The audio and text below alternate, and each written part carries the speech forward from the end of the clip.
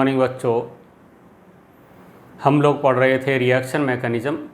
Reaction mechanism real में complete हो चुका था, पर इसके कुछ व्यक्तिगत सदस्य हैं, जैसे क्लोरोफॉर्म है, CCl4 है, ईथर है, इथाइलिन ग्लाइकोल है, ग्लिसरॉल है। इनकी स्टडी भी अपने लिए इम्पोर्टेंट होती है।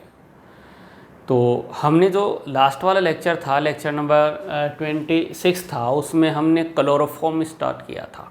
ठीक है, तो क्लोरोफॉर्म में आप लोगों को ये कहें कि हेलोफॉर्म स्टार्ट किया था, और हेलोफॉर्म में मेनली अपने पास कौन आता है? क्लोरोफॉर्म। और क्लोरोफॉर्म होता है CHCl3, ये होता है क्लोरोफॉर्म। और अपने को जो स्टडी करनी है वो किसकी करनी है? क्लोरोफॉर्म की करनी है। अगर बात करें क्लोरोफॉर्म, तो इसमें आप लोगों को फर्स्ट जो था वो था प्रिपरेशन ऑफ हेलोफॉर्म, क्लोरोफॉर्म और हेलोफॉर्म। ठीक है, तो यहाँ था प्रिपरेशन ऑफ हेलोफॉर्म, और मेनली अपने को लेना है कौन? क्लोरोफॉर्म।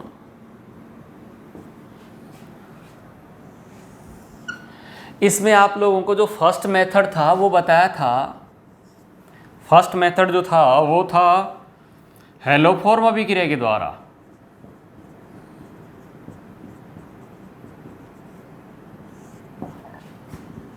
हेलोफॉर्म अभिक्रिया के द्वारा, हेलोफॉर्म अभिक्रिया के द्वारा आप लोगों को ये बता दिया था कि इस अभिक्रिया में, हेलोफॉर्म अभिक्रिया में ये बता दिया था कि वे यौगिक जिनके पास CH3CO ये वाला समूह या फिर CH3OH वाला समूह होता है, वे हेलोफॉर्म अभिक्रिया देते हैं। इसके बारे में हम चर्चा फिर से कर रहे हैं क्योंकि ये बहुत इंपॉर्टेंट रिएक्शन है। और यहाँ जिन यौगिक के पास ये समूह होते हैं वो हेलोफॉर्म अभिक्रिया देते हैं। और रिएजेंट आपको बता ही दिया था। रिएजेंट इसका था, जो कि याद रखना है, वो था X2NOH हेलोफॉर्म अभिक्रिया के लिए, या KOH भी हो सकता है, या फिर आपको दे सकता है NaOX, ये भी दिया जा सकता है। अब इसमें क्या हो सकता है? Cl2NOH, NaOCl। फिर इसमें ये बता दिया था कि ये दोनों मिलकर कैसे NaOX का निर्माण करते हैं, ये भी सिखा दिया था। और लास्ट में ये बोला था कि अब आप लोगों को ये पहचान में आ जाना चाहिए कि कौन यौगिक, लास्ट का जो था, अगर आप अपने पास जो नोट्स दिए हुए हैं उसमें देखेंगे तो लास्ट में आ रहा था कि कौन यौगिक हेलोफॉर्म अभिक्रिया देते हैं और कौन नहीं देते हैं। इस टाइप का क्वेश्चन एग्जाम में आ जाता है। तो इसके लिए आप लोगों को ये ध्यान रखना है कि ये समूह है, अच्छी बात है, हेलोफॉर्म रिएक्शन देगा, लेकिन कार्बोक्सिलिक एसिड, कार्बोक्सिलिक अम्ल और उसके व्युत्पन्न जो हैं वो हेलोफॉर्म अभिक्रिया नहीं देते हैं, जबकि उनमें ये समूह होता है। तो क्यों नहीं देते हैं वो देखते हैं हम लोग। जैसे मेरे पास CH3CO और यहाँ NH2 है। अब होता क्या है, जो बेस होता है इस हाइड्रोजन को हटाता है यहाँ से, और यहाँ से प्रतिस्थापन हो जाता है, और इस हाइड्रोजन की सक्रियता को बढ़ाता है ये वाला C डबल बॉन्ड O। जैसे ही इलेक्ट्रॉन इधर आते हैं, इस हाइड्रोजन की सक्रियता बढ़ जाती है, क्योंकि इलेक्ट्रॉन यहाँ आने से धनावेश पैदा होता है। धनावेश पैदा होने से CH बंध आसानी से टूट जाता है। लेकिन कार्बोक्सिलिक अम्ल और उसके व्युत्पन्न में होता क्या है, जैसे ही इलेक्ट्रॉन यहाँ आता है ये वाला इलेक्ट्रॉन यहाँ आ जाता है, और इसके यहाँ आने से इस CH बंध की सक्रियता कम हो जाती है, इस हाइड्रोजन की सक्रियता कम हो जाती है, और यहाँ पर हेलोफॉर्म अभिक्रिया नहीं होती है। तो हमने ये कह दिया कि यहाँ कोई भी ऐसा भाग है, हम मानकर चलते हैं कि ये वाला समूह हेलोफॉर्म अभिक्रिया देता है, लेकिन यहाँ अगर आपके पास कोई लोन पेयर देने वाला है तो फिर यहाँ हेलोफॉर्म अभिक्रिया नहीं होगी। यहाँ अगर कोई लोन पेयर देने वाला है तो फिर यहाँ हेलोफॉर्म अभिक्रिया नहीं होगी। कुल मिला के यहाँ से CH बंध जब टूटे तो हेलोफॉर्म रिएक्शन की संभावनाएं बनती हैं। तो हमने नोट ये कह दिया कि कार्बोक्सिलिक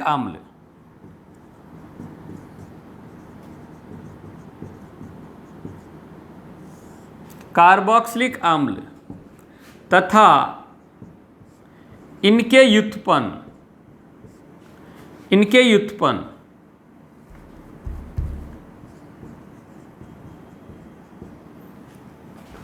हेलोफॉर्म रिएक्शन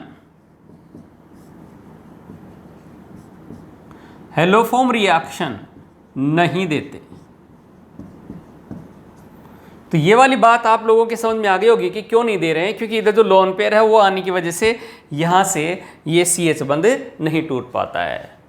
तो अब अपना जो क्वेश्चन है एग्जाम में आपको हेलोफॉर्म रिएक्शन को लेकर जो इंपॉर्टेंट क्वेश्चन बनता है पहला, वो ये बनता है कि कौन यौगिक हेलोफॉर्म अभिक्रिया देते हैं और कौन हेलोफॉर्म अभिक्रिया नहीं देते हैं। तो हम क्वेश्चन लिख लेते हैं।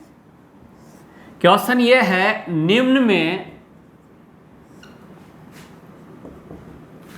कौन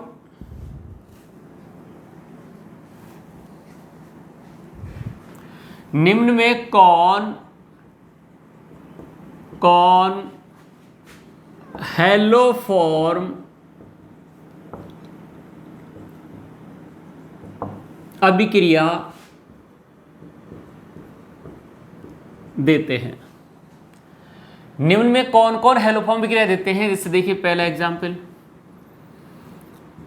आप तो देखते जाओ कौन दे रहा है और कौन नहीं दे रहा है।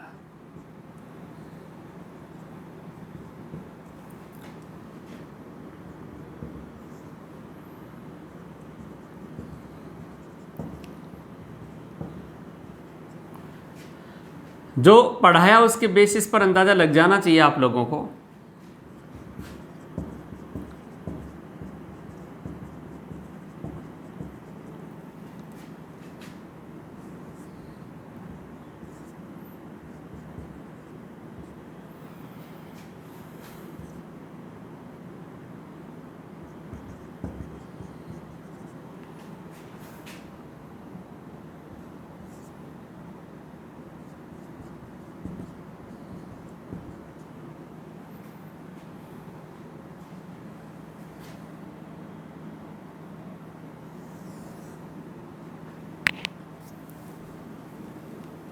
इधर इनको समझा देंगे, इसको अपन रफ कर देते हैं इधर।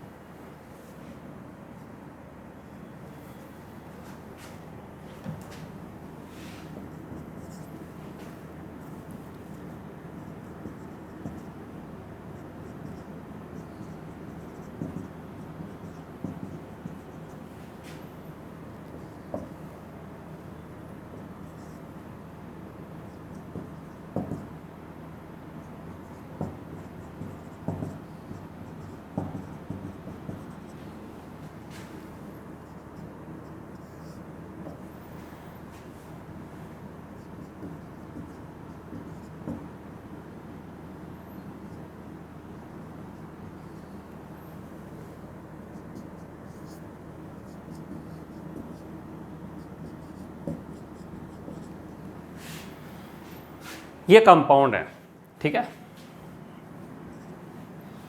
और आप लोगों को इसमें ये देखना है कि कौन सा हेलोफॉर्म रिएक्शन देता है और कौन सा हेलोफॉर्म रिएक्शन नहीं देता है। तो देखिए इसमें आप लोगों को ये बताया था कि जिन यौगिक में CH3CO ये समूह हो या CH3 ये वाला समूह हो, हेलोफॉर्म रिएक्शन देते हैं। पर ये भी साथ में कहा था कि जरूरी नहीं कि जिनमें ये समूह होता है वो हेलोफॉर्म दे, ये कोई जरूरी नहीं, लेकिन प्राथमिक आवश्यकता है कि ये समूह तो होना ही चाहिए। तो अगर इसमें देखा जाए तो इधर से अपने को CH3 के पड़ोस में CHOH नजर नहीं आ रहा, लेकिन अगर आप इधर देखेंगे तो देखिए कंडीशन फुलफिल हो रही है। तो ये वाला कंपाउंड हेलोफॉर्म अभिक्रिया दे देता है। ठीक है, इसमें देखा जाए तो CH3C डबल बॉन्ड O यहां पर कोई लॉन पेयर देने वाला नहीं है, तो ये भी हेलोफॉर्म रिएक्शन दे देता है। इसमें CH3 तो नजर आ रहा है, लेकिन पड़ोस में C डबल बॉन्ड O भी नहीं है और CHOH भी नहीं है और ऐसा इधर भी नहीं है। यानी इस कंडीशन को फुलफिल करने के लिए, पूरी करने के लिए यहां पर ऐसा समूह नहीं है, तो ये हेलोफॉर्म रिएक्शन नहीं देता है।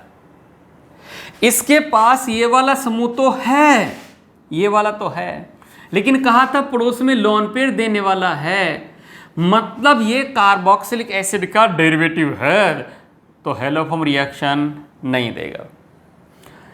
इसमें देखो, इसमें ना तो ऐसा समूह नजर आ रहा है ना ऐसा समूह नजर आ रहा है, तो लगता है कि हेलोफॉर्म रिएक्शन नहीं देगा, लेकिन हेलोफॉर्म रिएक्शन देता है। क्यों देता है? क्योंकि जब अपने पास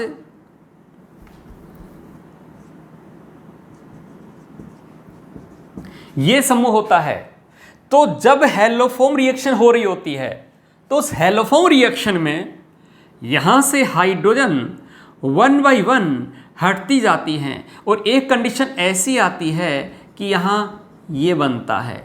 अब अगर यहां H है तो H जिंदा रह जाएगी, और इस तरीके से हम ये कह सकते हैं कि जब ये कंपाउंड, इस कंपाउंड की बात कर रहे हैं एसिटाल्डिहाइड की, एसिटाल्डिहाइड की बात कर रहे हैं CH3COH,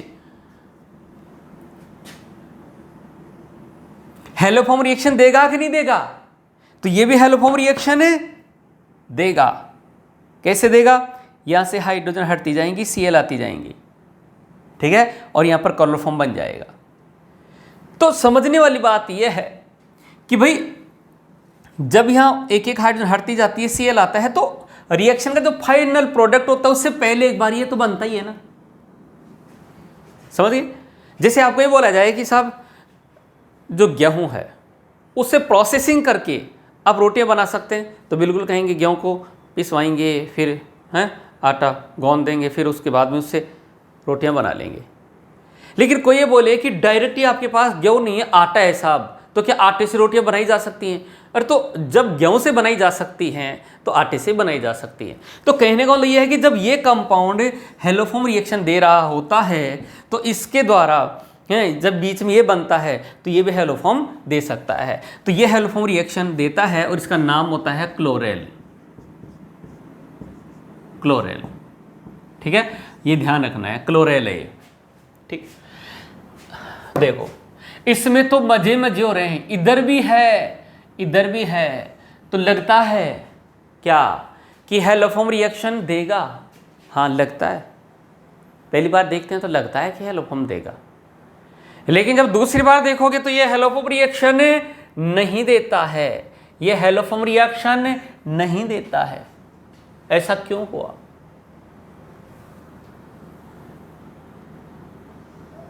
ऐसा इसलिए हो गया क्योंकि आपने एक्टिव मिथाइलिन ग्रुप का नाम सुना होगा, सक्रिय मेथिलीन समूह। तो ये वाला जो है ये क्या है? ये है सक्रिय मेथिलीन समूह। और होता क्या है सक्रिय मेथिलीन समूह? क्या है कि यहां के हाइड्रोजन की अपेक्षा इस हाइड्रोजन की क्रियाशीलता ज्यादा हो जाती है, इस हाइड्रोजन की अपेक्षा इस हाइड्रोजन की क्रियाशीलता अधिक हो जाती है, और इस हाइड्रोजन की क्रियाशीलता अधिक हो जाती है तो यहां पर हाइड्रोजन हटती जाती है और Cl यहीं आता है। ये वाली हाइड्रोजन नहीं हट पाती है, और क्लोरेल देखिए क्लोरोफॉर्म बनने के लिए या हेलोफॉर्म बनने के लिए एक कार्बन पर 3 हेलोजन का आना जरूरी है, तो यहां पर नहीं आ पाएंगी। सभी मॉलिक्यूल में यहां की हाइड्रोजन हटती जाती है और यहीं क्लोरीन आ जाती है, और यहां जो स्पीसीज बनती है वो इस टाइप की बनती है, CH3CO CCl2 CO CH3, और यहां की हाइड्रोजन नहीं हट पाती हैं और ये हेलोफॉर्म रिएक्शन नहीं देता है सक्रिय मिथाइलिन समूह के कारण। तो ध्यान रखेंगे। अगर इसमें देखा जाए तो इसमें वही कहानी है कि यहीं से हाइड्रोजन हट जाएगी, ठीक है, तो ये हेलोफॉर्म रिएक्शन नहीं दे पाएगा। सर फिर तो ये भी नहीं देगा, ये देगा क्योंकि इसमें सक्रिय मिथाइलिन समूह नहीं है। और देखो यहाँ C डबल बॉन्ड OH है, जब ये इलेक्ट्रॉन यहाँ आता है तो इधर से इलेक्ट्रॉन नहीं आ पाते हैं और ये तो क्रियाशीलता को और बढ़ा देता है। तो कहने का मतलब ये है कि इसमें जो हाइड्रोजन है वो हट जाती हैं, ये इसकी क्रियाशीलता को और बढ़ा देता है ये इलेक्ट्रॉन इधर आने से। इसका नाम होता है पाइरुविक एसिड।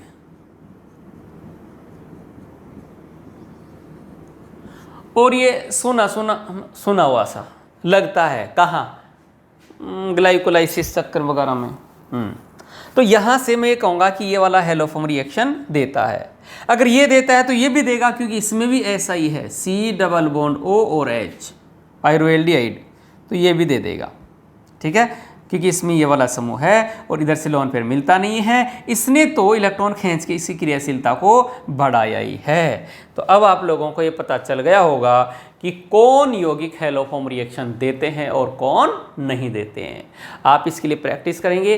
आपके पास जो आगे वाली सीट जो अपन ने डिस्कस की थी ऑफलाइन क्लासेस में, ठीक है, एल्डिहाइड कीटोन वाली, तो उसमें क्या था, उसमें हेलोफॉर्म रिएक्शन का यूज़ था क्योंकि उस टाइम तक हम लोग ये पढ़ चुके होते हैं, लेकिन कोरोना की वजह से, लॉकडाउन की वजह से हम इसको पहले नहीं पढ़ पाए थे।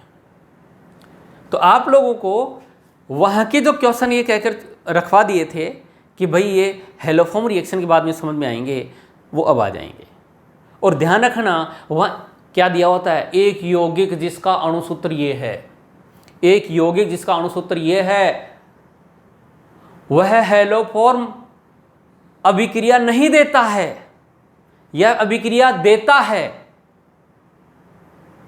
साथ में कहता है कि वो एल्डोल संघनन देता है या नहीं देता है, ऐसे कंडीशन देकर, और फिर क्वेश्चन अपने को पूछता है। तो अगर कोई हेलोफॉर्म रिएक्शन दे रहा है तो उसमें आपको ये संभावना मानकर चलनी है कि या तो उसमें यौगिक में ये समूह होगा या फिर उसमें ये होगा। मान लीजिए आप लोगों को ये कहता है कि यौगिक जिसका अणुसूत्र ये है, कुछ भी दिया हो और कहता है हेलोफॉर्म अभिक्रिया देता है, तो इसके आधार पर आप उसमें ये वाला समूह मान लेंगे कि ये तो उसमें है ही है। वो कहते हैं हेलोफॉर्म अभिक्रिया नहीं देता है, तो ये वाला समूह कभी मत बनाना उसकी संरचना में, बाकी कंडीशंस फुलफिल होंगी जैसा क्वेश्चन में दे रखा है, ठीक है। तो इस तरीके से ये अपने पास पहले प्रिपरेशन की पहली अभिक्रिया थी हेलोफॉर्म अभिक्रिया के द्वारा, और हेलोफॉर्म अभिक्रिया के द्वारा अपन ने ये सीख लिया है। इसके बाद में अपन दूसरी प्रिपरेशन ऑफ हेलोफॉर्म और क्लोरोफॉर्म, क्लोरोफॉर्म को हम प्रयोगशाला विधि से बना सकते हैं, ठीक है। तो अपन दूसरी लिखेंगे प्रयोगशाला विधि, इसको हटाने के बाद।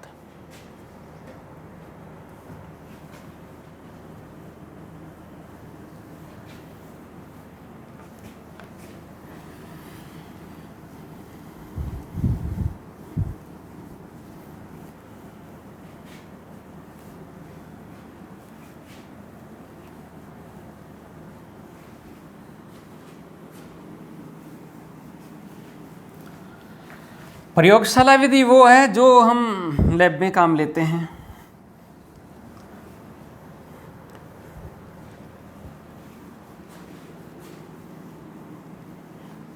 औद्योगिक मात्रा में इसमें नहीं बनता है, थोड़ी मात्रा में बनता है।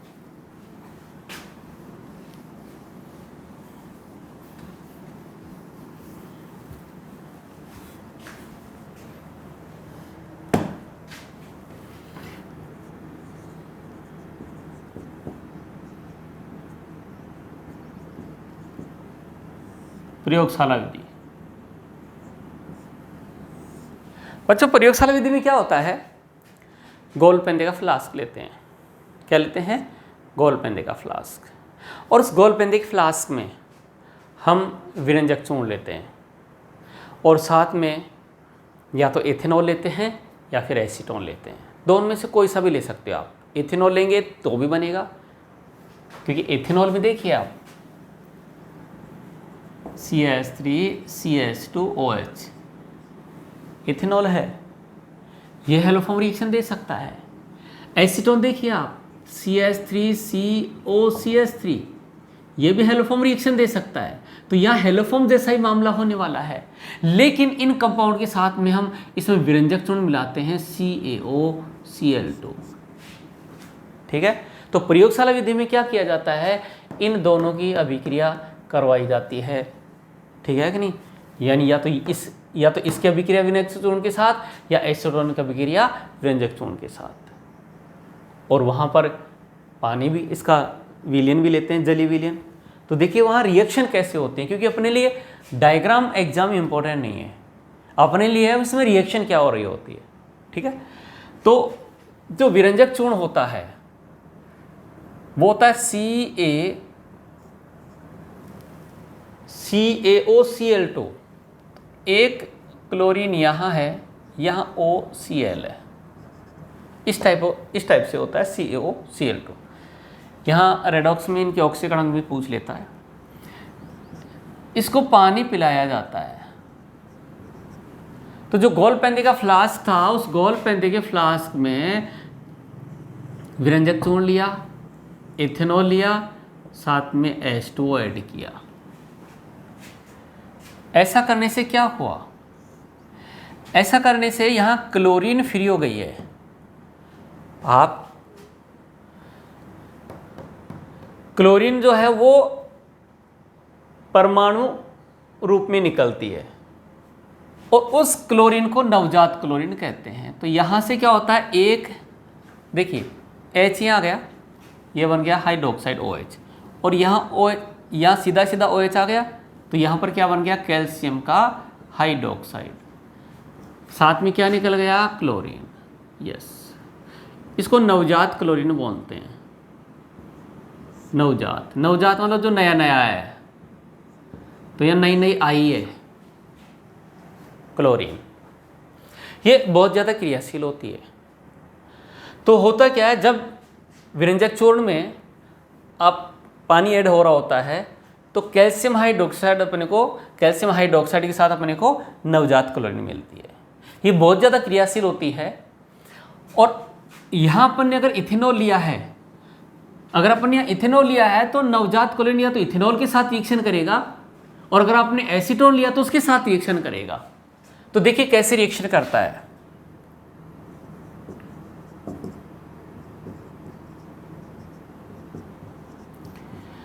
जो नवजात क्लोरीन है वो क्या करती है, यहाँ से हाइड्रोजन को हटा देती है, एक हाइड्रोजन यहाँ से और एक यहाँ से, मतलब इसका ऑक्सीकरण कर देती है, इसका ऑक्सीकरण करती है भाई COH, और यहाँ से 2HCl चला जाता है। यस, ये बन गया एल्डिहाइड। अब ये वाला जो है, इसके साथ फिर नवजात क्लोरीन अभिक्रिया करती है, और वो करती क्या है, इस C डबल बॉन्ड के पड़ोस वाली जो हाइड्रोजन है उनको हटाती है और खुद वहाँ आती है। तो 3 हाइड्रोजन को ले जाने के लिए 3 क्लोरीन चाहिए, और 3 क्लोरीन जुड़ने के लिए चाहिए तो 6 Cl चाहिए।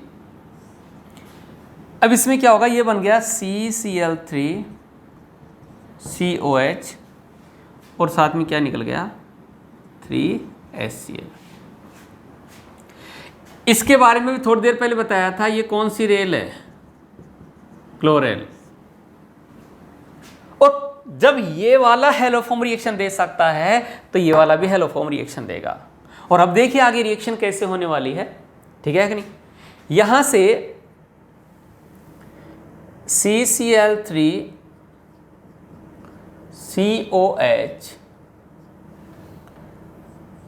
CCl3CO और ये H क्लोरेल के मॉलिक्यूल हैं जो कैल्शियम हाइड्रोक्साइड के साथ रिएक्शन करते हैं, और यहां से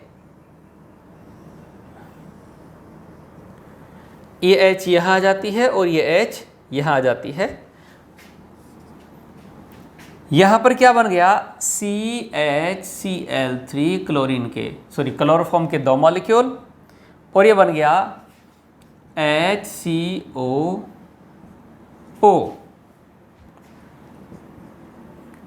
कैल्शियम फॉर्मेट। क्या बन गया भाई? Calcium formate. अपने को चाहिए था क्लोरोफॉर्म, आपको मिल गया क्लोरोफॉर्म।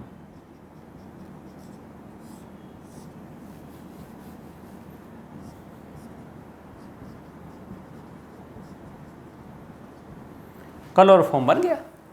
तो इस तरीके से जो प्रयोगशाला विधि है उसमें विरंजक चूर्ण,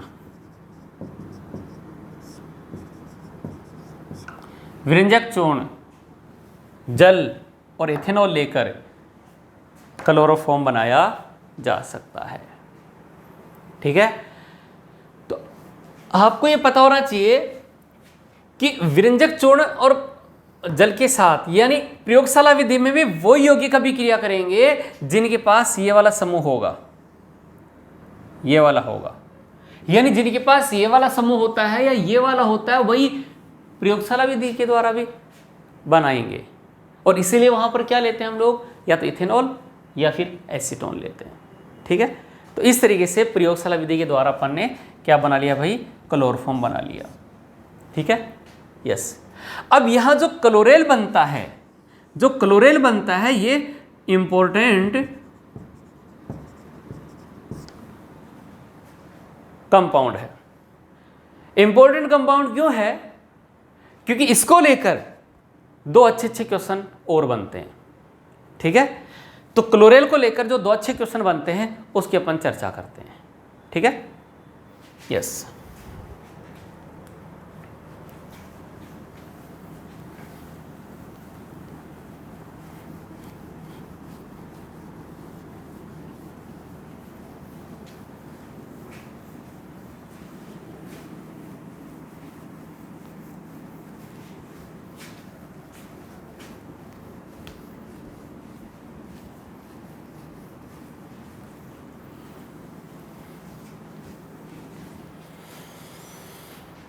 देखो, जो क्लोरेल है उसके जब जल के साथ अभिक्रिया करवाई जाती है तो उसका हाइड्रेट बनता है। ठीक है, और क्वेश्चन पूछ जाता है कि जल का हाइड्रेट स्थायी होता है, ऐसा क्यों? ठीक है,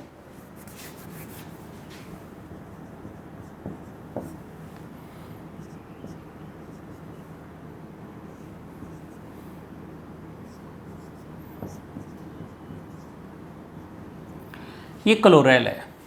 क्या बच्चों? क्लोरेल।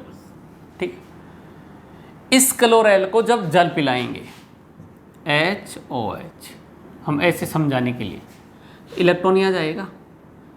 ठीक है, तो यहाँ पर कौन आएगा? H आ गया, और यहाँ पर क्या जाएगा? OH,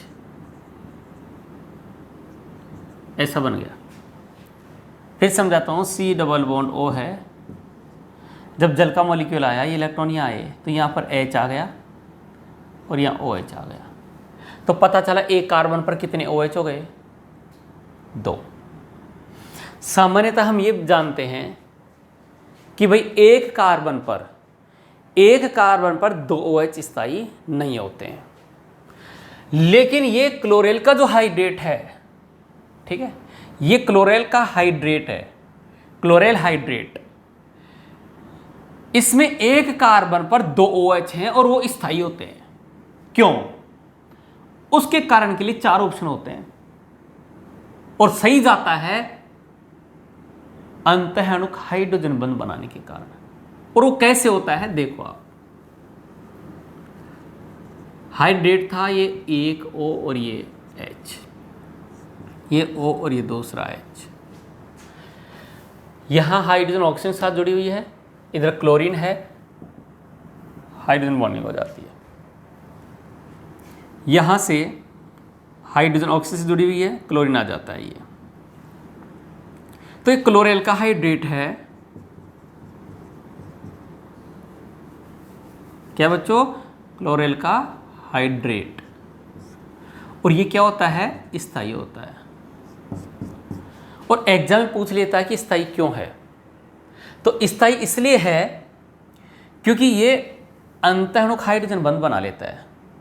तो वहां पर अपने को ध्यान रखना है कि क्लोरेल का हाइड्रेट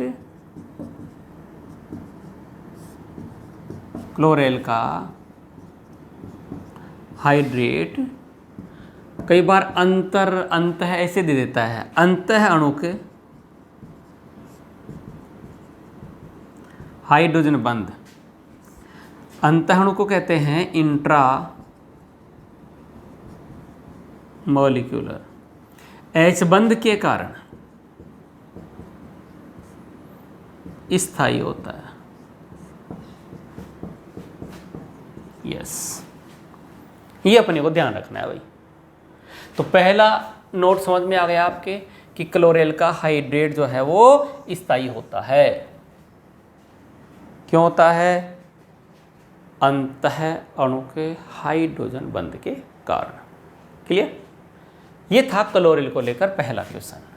अब देखते हैं क्लोरेल को लेकर दूसरा क्वेश्चन।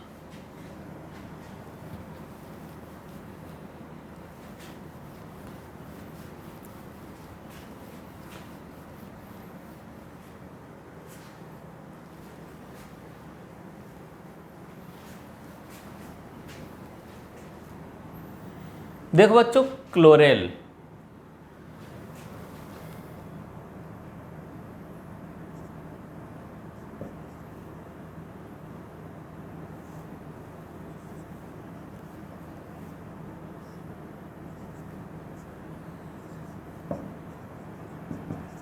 ये क्लोरेल है, ठीक है, ये क्लोरेल है। और यहां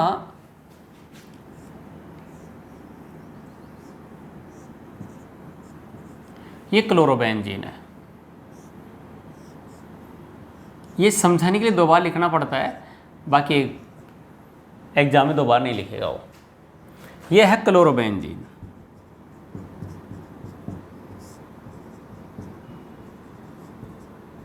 यस, ये क्लोरेल है, ये क्लोरोबेंजीन है। और एरो पर दिया हुआ है कॉन्सनट्रेट H2SO4। तो बच्चों, जब क्लोरेल को क्लोरोबेंजीन के साथ गर्म किया जाता है तो इसकी पैरा पोजीशन वाली जो हाइड्रोजन है वो H2O के रूप में चली जाती है। यहां से चला जाता है -H2। सर इतने बड़े बड़े कैसे लिखे यार, बहुत इंपॉर्टेंट है ये। इसलिए क्लोरेल को लेकर जो दूसरा नोट है वो इंपॉर्टेंट है। और भी क्या चला गया यहां से? H2। अब देखिए इस कार्बन पर कितनी क्लोरीन रह गई? 3। 1 2, ये 3। पड़ोसी वाली कार्बन पर एक हाइड्रोजन है और इससे 2 संयोजकताएं फ्री हो गई, एक ये वाली और एक ये वाली, और ये जुड़ गया साहब इधर।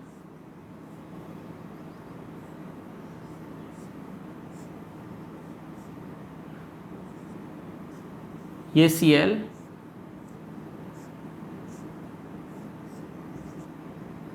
और ये Cl। ये जो कंपाउंड बना है ये इंपॉर्टेंट कंपाउंड है और इसी को कहा जाता है DDT। क्या कहा जाता है इसको? DDT। तो यहां जो दूसरा नोट है वो है DDT निर्माण। और DDT निर्माण के लिए क्या जरूरी है भाई? क्लोरेल तो चाहिए ही चाहिए। फिर कौन चाहिए? क्लोरोबेंजीन। और साथ में कौन? सांद्र H2SO4। ठीक है। तो जब हम क्लोरेल तथा क्लोरोबेंजीन को सांद्र H2SO4 की उपस्थिति में गर्म करते हैं, जब हम क्लोरेल तथा क्लोरोबेंजीन को सांद्र H2SO4 की उपस्थिति में अभिक्रिया करवाते हैं या गर्म करते हैं तो हमें DDT प्राप्त होता है। इस DDT का पूरा नाम पूछ लिया जाता है। तो देखिए ये ऑर्थो है, ये मेटा है और ये पैरा है।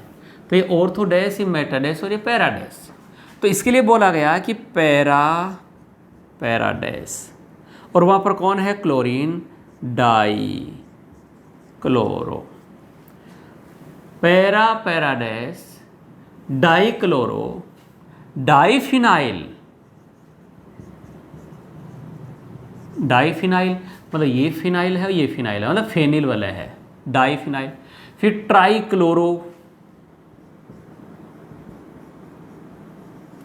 क्लोरो हो गया, और 2 कार्बन है तो क्या बोलेंगे, इथेन। तो यहां से इसका जो निकनेम आया है, एब्रिविएशन आया है, वो आया डी और यहां से टी, तो इसी को कहा जाता है DDT। एग्जाम में क्वेश्चन आया हुआ है, DDT का निर्माण होता है या DDT का निर्माण किया जा सकता है। अब पहला ऑप्शन क्लोरेल के साथ में एसीटोन, इसके साथ एसीटोन, फिर दूसरा क्लोरोबेंजीन के साथ एसीटोन, फिर क्लोरेल के साथ इथेनॉल, ऐसे अलग अलग 3 ऑप्शन बनाता है, और एक ऑप्शन में दे रखा होता है क्लोरेल तथा क्लोरोबेंजीन। तो यहाँ ये याद रखना है कि DDT का निर्माण क्लोरेल तथा क्लोरोबेंजीन से होता है, उनकी स्ट्रक्चर ये होती है, और DDT की स्ट्रक्चर ये होती है।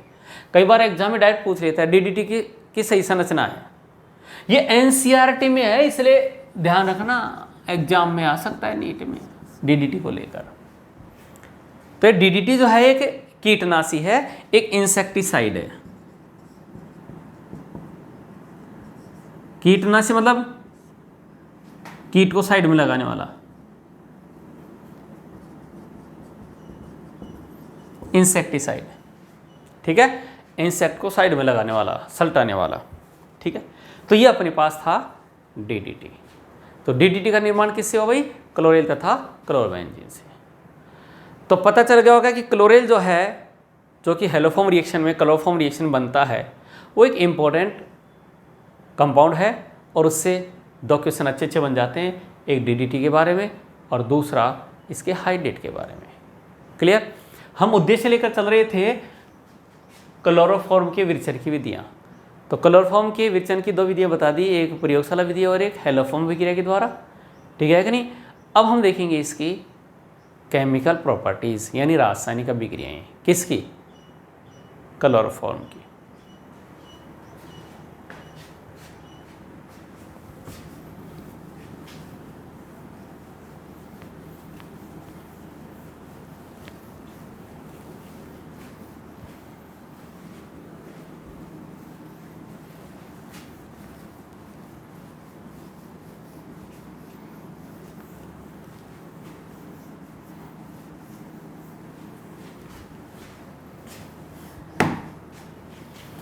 बच्चों अब हम लेने वाले हैं क्लोरोफॉर्म की रासायनिक अभिक्रियाएं।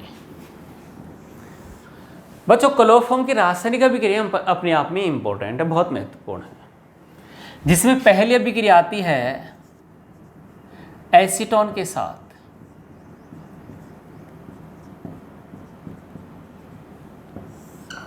एसीटोन के साथ। बच्चों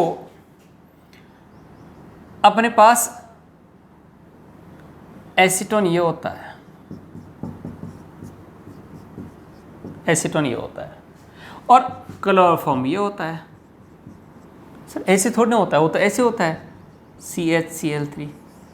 अरे एक ही बात है, एक कार्बन पर एक हाइड्रोजन और 3 क्लोरीन है, समझिए, ऐसे रहे,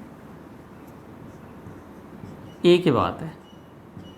ये क्लोरोफॉर्म है, यहाँ पर KOH दिया हुआ होता है, NOH भी दे सकता है। तो होता क्या, ये इलेक्ट्रॉन यहाँ जाते हैं, ये हाइड्रोजन यहाँ आ जाती है, और ये CCl3 यहाँ आ जाता है। ऐसा आने से यहाँ बनता है